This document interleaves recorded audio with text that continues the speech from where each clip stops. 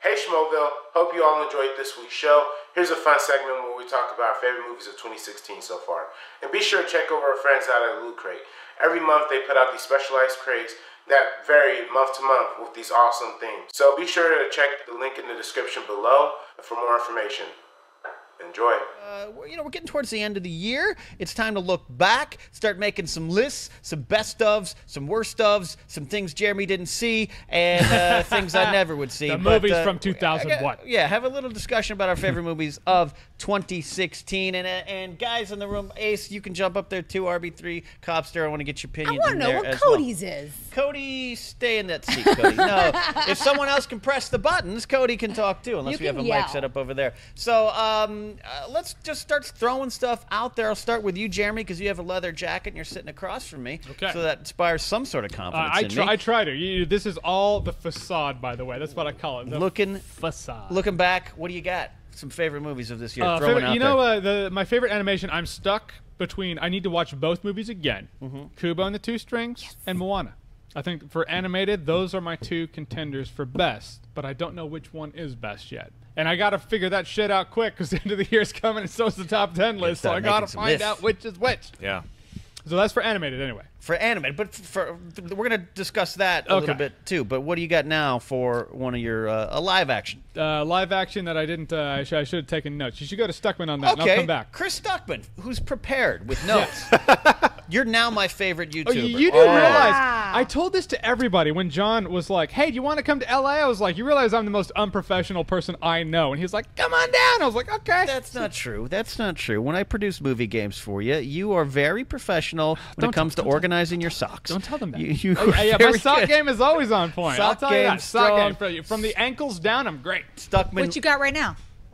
Let's see. What do I have right now? What you got right now? Let's see. I don't know what's happening there. That's right here, hold on. Strong. Oh, wow. Alrighty. Nice. You're it's nice. Got dots on it. You're about as flexible as a Bring It On sequel on DVD. I just need those Ryan Gosling ab shots. Stuckmann, your list game is strong. What's one of your favorite movies of the year? Definitely Moonlight. I thought Moonlight. I mean, I didn't know what it was about going in, and I won't say just in case anyone else doesn't. But walking into that film, I had heard it was great. I had heard buzz about it. I was excited about it, and I just sat there, and it took me on an emotional journey. And that's really all I can ask for in a movie. Is does it take me on an emotional journey? Well, Snakes on a Plane can take you one too, but you want a good emotion. No, I'm talking about any emotion. Sure. You know, I mean, Star Wars gives me emotion, but the type of emotion that's present in Moonlight is so raw that it just felt like, and it's similar with me with Manchester by the Sea. It felt like I was eavesdropping on real events. Like I was just seeing, privileged to be in the room, like a fly on a wall during a boy who's growing up in a very harsh environment, learning a lot about himself, and it blew me away. It's Mahershala Ali from Luke Cage is so good in it. All the actors who portray Chiron are amazing. Naomi Harris is great as well, but I think the real star of that movie is Barry Jenkins, the director, and I cannot wait to see what else he does, because I mean, it wasn't, I didn't cry, but emotionally I was so moved by that movie that it's easily going to be in my list for sure. Gotcha. Sasha, any thoughts on Moonlight or something for yourself? Oh my God, Moonlight I love too, and totally Mahershala Ali. This has been such a great year for him, and I loved him from House of Cards. But for me, like the teenage actor who plays this one character, like in the middle of his life, The second act, yeah, that blew my mind, and it is stunningly beautiful. Yeah. Barry Jenkins is a dynamo. I also am very excited to see what he does next. For me, I feel like Kubo and the Two Strings, not only one of my favorite animated movies of the year, but one of my favorite movies flat out of the year. I just think it's beautiful, and like the fact that they still do stop motion kills me. I said it before, but Deadpool is one of those movies I think about all the time. I do have that Blu-ray. That's just a movie that you can watch constantly. Sure. Deadpool, one of my favorites of the year too, just for what it was in the comedy. But it seems that it's getting you on another level. What is that? What is it? The pegging scene? Come on, tell me, what is it? I do love that scene. I mean, I'm game too, Sasha, if you are. But, you know, Like, I think because we see so many effing superhero movies. Yes, okay. And at a certain point, I'm like, come on, man. Like we talked about this on TV Talk. I don't want to see another spin-off character. I want originality. I want you to come in there and be like, here's a new character for you to love, not another person that you already kind of know from that other thing doing this thing in another world. I just thought it was so fantastic. Another one that I loved was The Nice Guys, though. I thought The Nice Guys was great and original and funny, but Hell or High Water is another one that like really sticks with me. Ben Foster in that is phenomenal. And then there's a bunch of documentaries that like really rocked my world, like Wiener rocked my world. Yeah, girl. Yeah. Penis jokes. De Palma. If you're a film fan, you have to see De Palma. And Tickled. I mean, that guy who we tried to kill. That was the best. your cat tried to kill. Listen.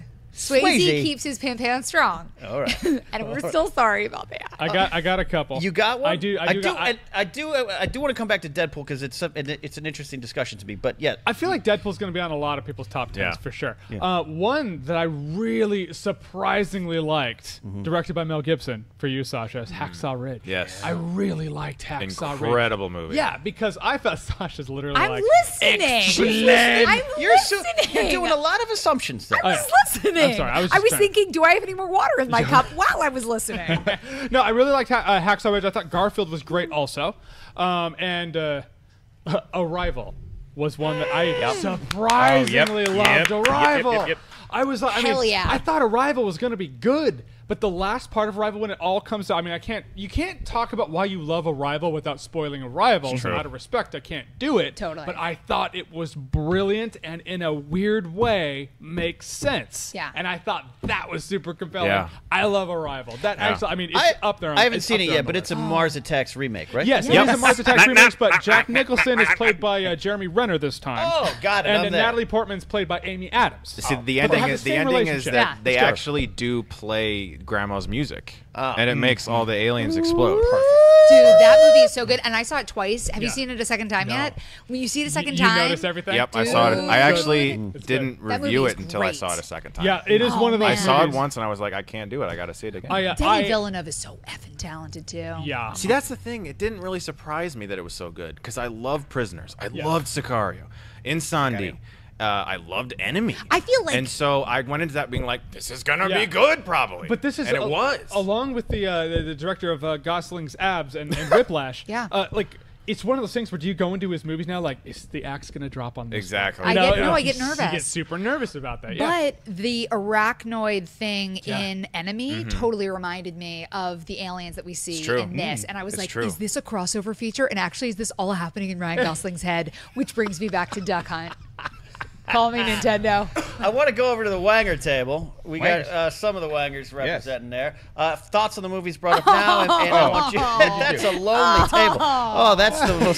That jib is the loneliest. At least I have a friend this time, and I'm not by myself. Yeah, it's funny. No, I mean, you guys definitely. I mean, Hell or High Water is one I know you want to talk about. Arrival is definitely. I mean, Denny V is on a roll. I feel like there's a lot of great directors, like you guys were just mentioning. Damien Chazelle, excuse me. He's on a roll too.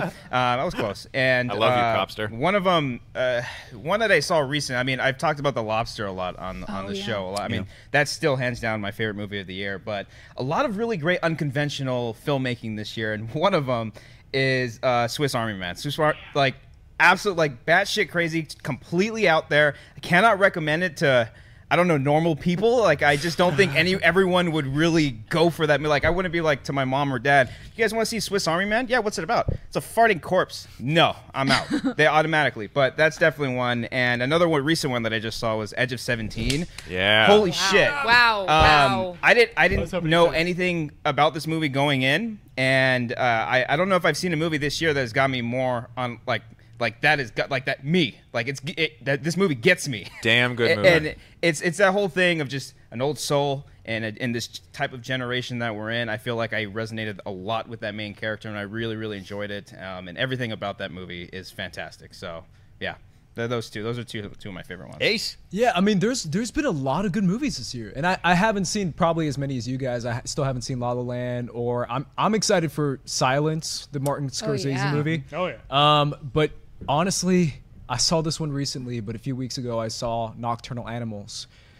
That movie, who knew that probably my favorite movie of this year so far is made by a fashion designer. Tom Ford made this movie, and to me, it's this well-written, layered, theme after theme movie with fantastic performances. And it's one of those movies that if it hits you hard, and it stays with you even after you see the movie.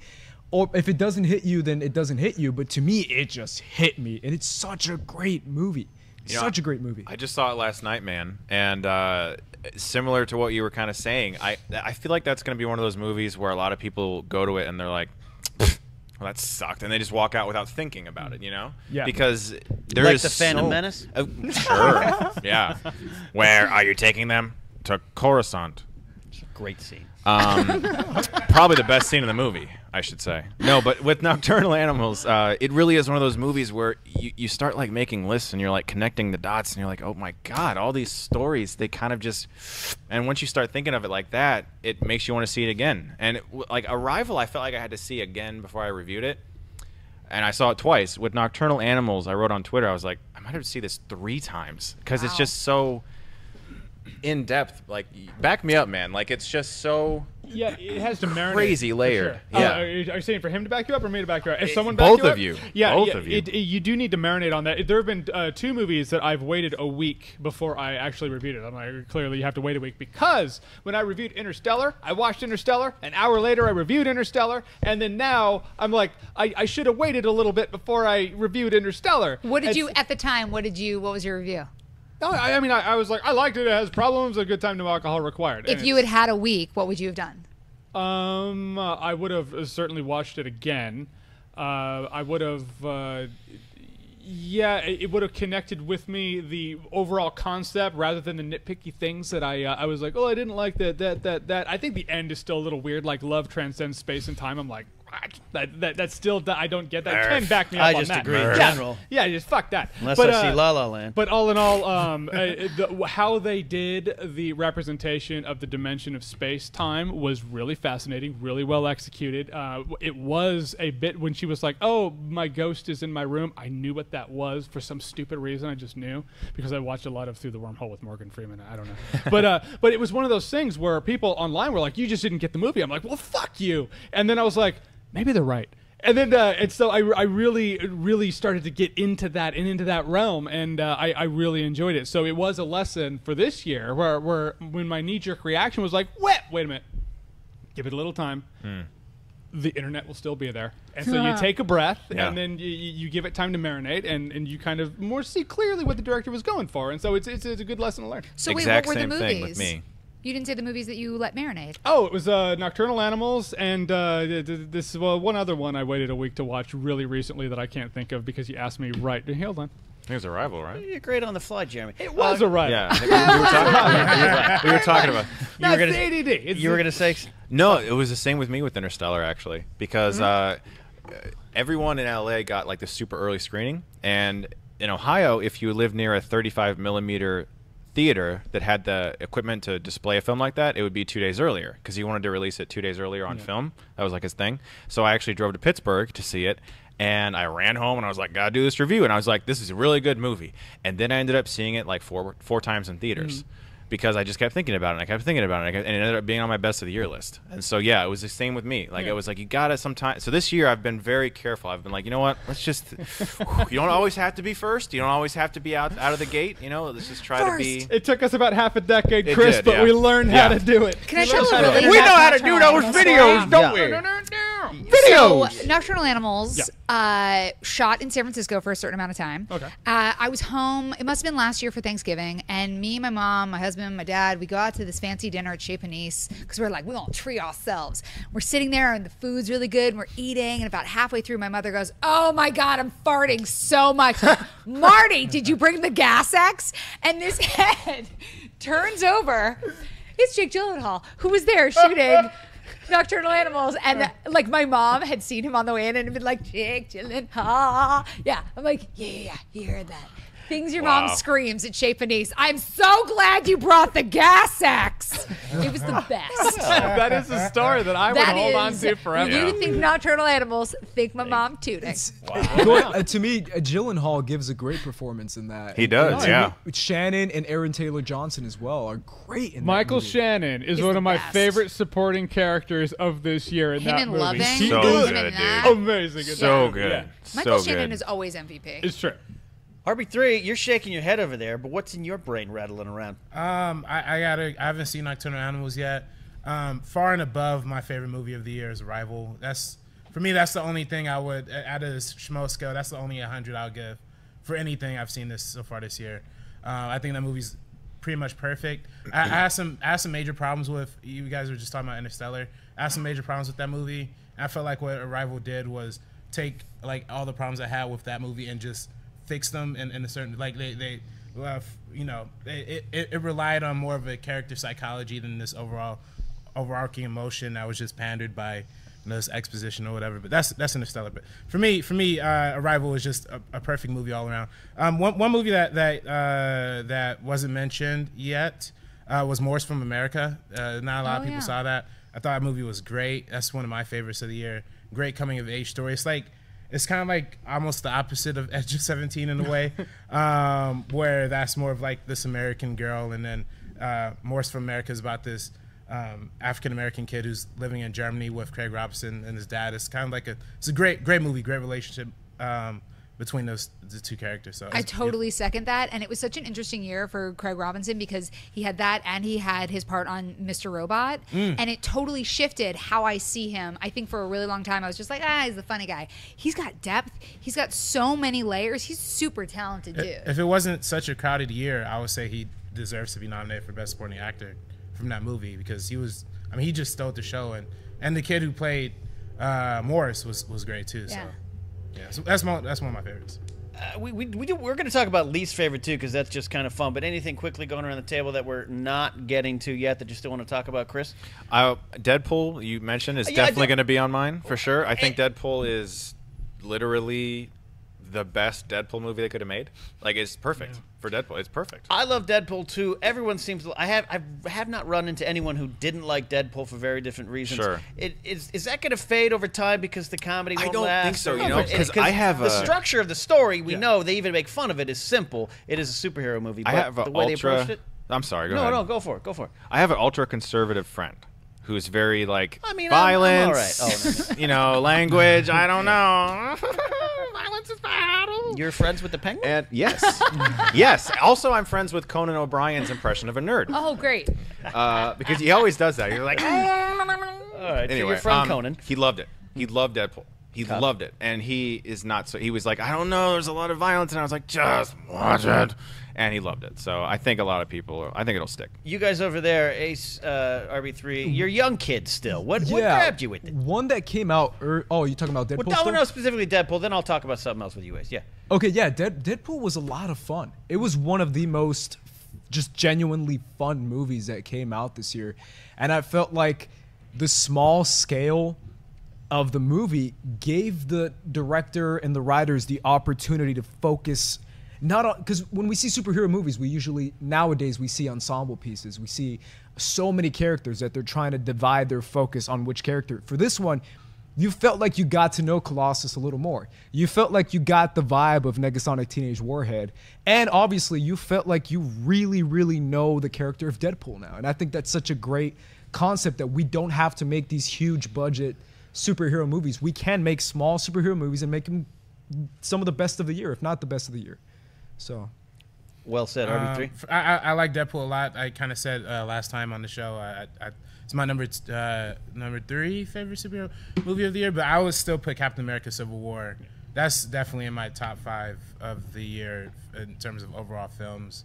It's on a lot I of haven't seen people's- enough yet, but if we're talking about comic book movies, I'll say Civil War is just kind of tops Deadpool for me, but I still really enjoyed that. Chris, that's on your list too, right? Yeah, it is. I actually recently watched them back to back. No spoilers for my eventual best of video, but I was like, I need to figure out which one of these I like more, and I did choose.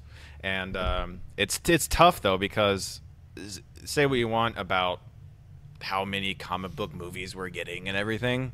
I think what the Russo brothers are doing with Captain America is really unprecedented. I mean, you said it on Movie Talk. You know, you were like, what'd you say? You were like, it's amazing what some sitcom directors can do with some superheroes. I did say that, everybody. Yeah. And it stuck with me, though. It stuck with me, though, because it's like, it's true. These people made Community, and then now they're making these and they're doing a great job with it. Yeah, it's a Civil War. The reason I think it's so widely appealing is because when we were all kids, we were all those kids in the edge of 17, we had a fantasy, we had a dream about seeing all our superheroes fight at an airport, and then it happened, and it was great, and it was everything we dreamed about, and they pulled it off perfectly. That's why. I mean, that's why Civil War is on so many beloved lists. It's true. I remember, like, in the early 2000s, I was like, we're getting a Spider-Man movie. Yeah. I was like, oh my God. My life. We're getting a Hulk movie directed by Ang Lee. Oh my God. And, you know, we know how that turned out. But now it's like we're getting Ant-Man and, you know, all these like obscure characters. So it is kind of like a pinch yourself moment where you're like, all my childhood things are coming true. Right. It's not only that. It's with Civil War too. Is just has this incredible kind of rhythm to it. How it reins itself back in the third act after that big airport fight. You get like that kind of, like the director said, they were influenced by watching Seven, and then you could totally see that in the ending. No spoilers, obviously, but I think that's what's really beautiful about that movie. As we wrap up, Bess, I want to ask you about Civil War. As an indie-rific person who, you know, you're pretty well-rounded in your taste of movies. You don't shut down for anything like I do, even with Cape sometimes. Did Civil War have any impact with you? I loved Civil War. I loved watching it. It wouldn't be on my top 10 necessarily, just because I can't say it was as memorable to me as some of the other films that I've seen this year, like Deadpool, but I loved the experience of watching it, and I very much look forward to seeing what the Russo brothers do next. And I think that Captain America has really become the strongest franchise within the Marvel world, which is hard to do because they churn out some great movies. But like for me, the thing I'm more excited for is like Guardians 2, just because I think that speaks more to my personal tastes. Because I'm weird. You're not weird at all. Ace? Quick shout out to a movie that got, I think it got a little bit buried because of its release date, but one that I thought was great, and I know we've talked about it, is 10 Cloverfield Lane. Oh, yeah, that was awesome. I love that movie, and it was written by Damien Chazelle, who did La La Land, who did Whiplash. Dude is so talented. I have not He's forgotten such a talented about it. guy, but yeah, that's a movie that gave us a fantastic performance with John Goodman. And it's just a solid, small movie that hit me personally, and I was like, this is a great, great movie. Can I vent for a second? Yes, Can I you vent for a can. movie that hit me personally, and I'm still mad at it for it? So the worst movie I saw this year, hands down, without question, was Dirty Grandpa. That movie just made me so angry at Robert De Niro. It was ridiculous. But another movie that I absolutely hated, and I'm really pissed off at, is A Monster Calls. A Monster Calls was so manipulative. Haven't seen it yet. All I'm going to say is I'm sitting there with a lump in my throat, and I'm like, fuck you. No, you don't get these tears. No, I am so angry at the way that they told that story and did that story. And then there's one little Easter egg, and I was like, you did not. You did. I hate you. That movie made me mad. That's my new ringtone, by the way. You don't get my tears. All right, quickly, around the horn, some of our least favorite movies. I'll start with you, John. Are you Monster seeing me on my Calls. phone like, ooh, was it, Fifth Wave was not good. Oh yeah, I'm going back, my friends. One that gets worse the more you bad. think about it is Snow White and the Huntsman, because of the talent it had in it, and then it just becomes like, you're like, Emily Blunt's good. Oh, God. Usually. No, not in that one. What else we got here? What was the third Allegiant or whatever monster? I didn't even saw see that? that. I skipped it. Hey, man. Yeah, because you took a Yeah. little bit for yourself. Yeah. Because we were talking about that earlier. Chris was like, have you seen this? I'm like, at a point, you just got to take a little for yourself. And then, no. Yeah. But there have been a lot. I mean, as the year has stepped up its game, there have been a lot of lukewarm movies, but it's been a divisive year. For every good movie, there are 2 shitty ones this year. It's going to be my top 10 worst. Is going to be a hard one. Oh, I can't wait. tough. I feel like this has had better good. There's been more good this year than bad. But wait, Stuckmann, I want to hear you talk smack. What would you hate, So bro? one of the things that I do, is I try to actually go and see those movies that aren't screened. You know, the ones that no one talks about, the ones that are in like 1,000 theaters that just the studio's hoping get snuck out. Did you see Nine Lives? I saw 9 Lives. Oh, I saw 9 Lives. I saw Shut In with Naomi Watts, and I saw Max Steel. This is a man. Oh, you're the guy. Let me tell you something. The what? Max Steel was so fucking bad.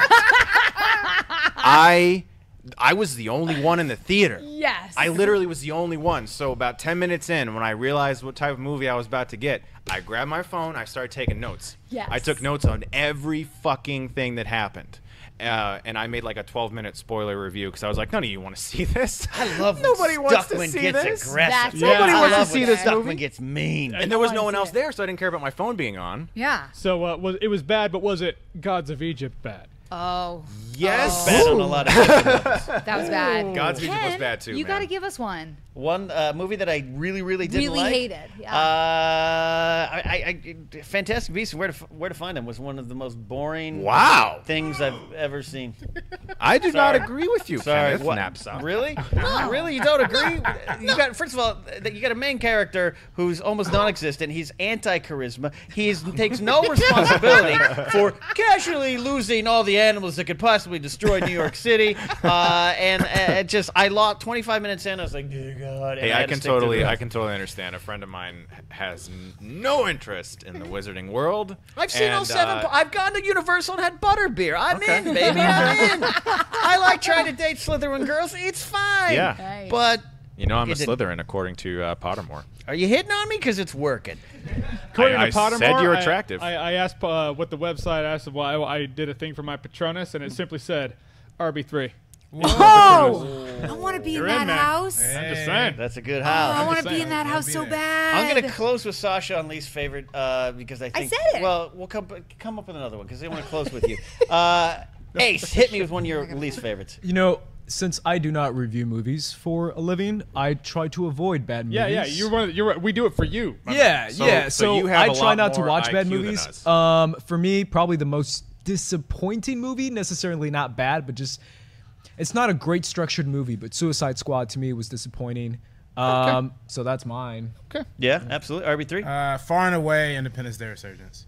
Far and away. So Not good. disappointing. I mean, yeah. Jeff Goldblum, why? There have been a lot of disappointments this year. This Yeah. year has disappointed a lot. Well, of people. but we talked about some of our best, and there's a lot of good movies underneath the radar screen. It's just the blockbusters because they're formulaic tax write-offs for a lot of these big companies is the way I look at it. Or they're made in the boardrooms. That's what's going to happen, I think. You're going to get these big messes, and it's a bad year, but really underneath it, under the soft underbelly, is good movies, right? Hey, Cody, shout out your least favorite of the year. Independence Day Resurgence. Space tank top. The minute I saw Liam Hemsworth in a space tank top, I was like, this cannot end well. Okay. Last one from you, then we're going to go to a little news discussion. So truly, Dirty Grandpa is horrendous. Okay. But there was one other movie Yeah. that like made my blood boil, and that was Mother's Day. Why Another one I do skipped. you think that women are that dumb and thoughtless, and that you could why? And it's the last movie that we got from the dude who gave us great movies like Pretty Woman, and this is his lasting legacy.